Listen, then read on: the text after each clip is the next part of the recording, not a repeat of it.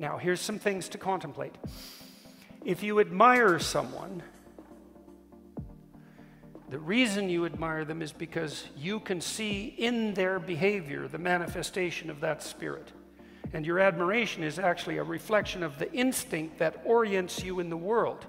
And so if you don't know how to act, like we all don't, and you are called to attend to someone who you admire, that's the part of you that wants to develop and to embody that spirit, gripping you and your attention, showing you that that's the pathway.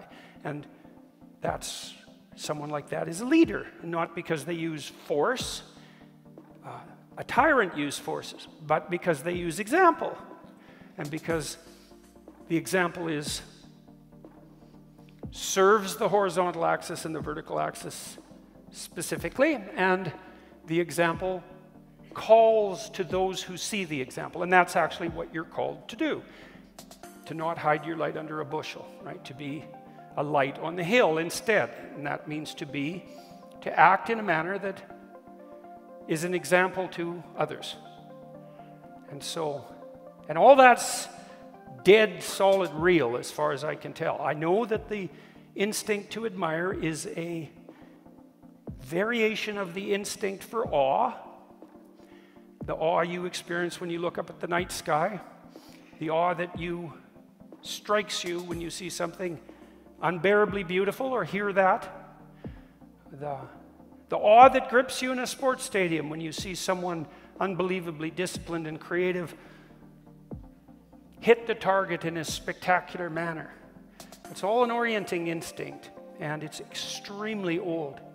You know, the instinct for awe is associated with the reflex of piloerection. You know, if you look up at the night sky, you hear something particularly beautiful, piece of music, the hair on the back of your neck might stand up. You get chills. The reason that happens is because, well, it is because your hair stands up. And you might ask, well, why does your hair stand up? And the answer is, well, have you ever seen a cat when it's surprised by a dog? Like, what happens? The cat just puffs right up. It's one of the great things about cats, that they do that. Then they dance sideways to look bigger. They're sneaky that way. And we know that instinct to experience the awe that a cat might experience, let's say, if it sees a wolf, that's 60 million years old. And we know that your instinct to admire is a derivation of that instinct. This is not some cognitive construct that's arbitrary. This is one of the deepest possible reflections of your soul, or of your biology. You can have it both ways if you want. So that's all worth knowing. You know, and then I'll run you through a little bit of another story or two. So what happens in the biblical corpus is that it's an exploration of the nature of this spirit, right? We already defined what that might mean. A pattern you would act out, a pattern that would shape your perceptions, and it's a set of narrative hypotheses or characterizations of that spirit. And so I'll just walk you through that quickly. You'll see what I mean quite rapidly, I think. So in the story of Noah, Noah is presented as a man wise in his generations. And so what that really means is that for his time and place, he's someone who's got it together.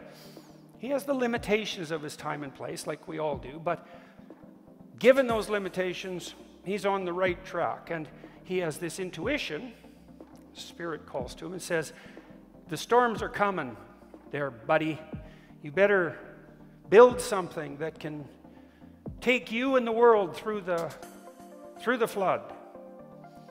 And then, you know, a modern person would say, well, nothing like that ever happened. And a wiser person would say, that's always happening. And point out as well that you don't have to abide by that spirit. You don't have to listen when the best part of you tells you that you should shape the hell up and build something lasting so that your family and your society can survive. You could ignore that. That's a rejection of a certain spirit. Or you can abide by it, which means to cooperate with it and to allow it to inhabit you and to move forward with faith, in the knowledge that your intuition, given your wisdom, is a valid guiding pattern. That's faith. Faith isn't the willingness to believe in fairy tales as if they're the same as a videotape. It's a kind of courage. It's a choice as well. And you're stuck with the choice of faith because something is going to guide you. Or maybe many fragmented things guide you. Those are your options. Or if nothing guides you, well, then you're so depressed you can't even move. And you won't even want to live. So, you know, depression, that's one option. Fragmentation, that's another. Another is something like a unifying central vision that quells your anxiety and provides you with hope and unifies people. That's the whole landscape right there. And you're going to pick one of those because there's no other options. So, okay, so that's the story of Noah. And then in the next story, that's the Tower of Babel, God is presented as something that's transcendent. It's vague. But then human beings start to build a structure. And they want to build a structure that replaces God, to reach to the heavens. It's a totalitarian enterprise. The idea is that we can build something technological that replaces the infinite, to make it finite, to make it within our grasp, right? And then worship that, worship the construction of our own Luciferian intellect, let's say, our own technological prowess. And God is presented as the spirit that says,